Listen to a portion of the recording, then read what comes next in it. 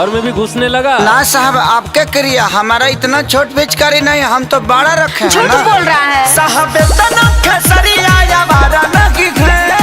अच्छा सुनिए ना साहब, तना खेसरिया या बारा लगी गए। हटी चुकी पिचकारी हमारा नहीं है। ये झूठ बोल रहा है। पिचकारी हमारा नहीं है।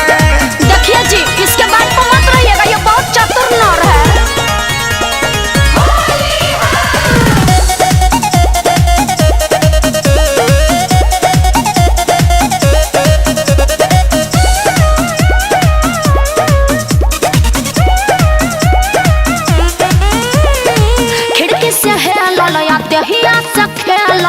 हमरा बुझाइल जब लागल हप्पाला चक्का रह गइनी भचाका भागल ह कोइनी जब चोर चोर हाला।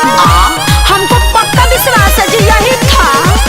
झूठाई लजाम सारा सोनाई लगातिया। चुप रहो। हमके फसाई ये फागुन में। अच्छा रात भर झाल लेके मंडली में झूमत रही। झूठ बोल रहा है। हम दादा फगुआ के धुन में। ठीक नहीं होगा झूठ बोलोगे तो। साहब हमारा घरे का दही बड़ा नहीं है। साहब हमारा घरे का दही बड़ा नहीं है। होगा लेकिन खट्टा। तो साहब तो खेसरिया या बारा नहीं है। हटी चुकी पिचकारी हमारा नहीं है। सच को हटानी है तो हमारा नहीं है। सच में साहब इतना छोट मेरा नहीं है। नहीं जी, विश्वास नहीं है तो अभी नाम के देखिए, अभी दूध का दूध और पानी का पानी हो जाएगा। हम झूठ बोल रहे हैं, यही ठेका था।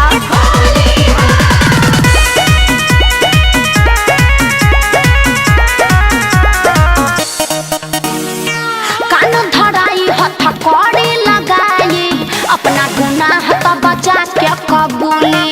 एक छिहत्तरा के केस में फंसाई, सुनी चोर कोनो नहीं खे मामूली।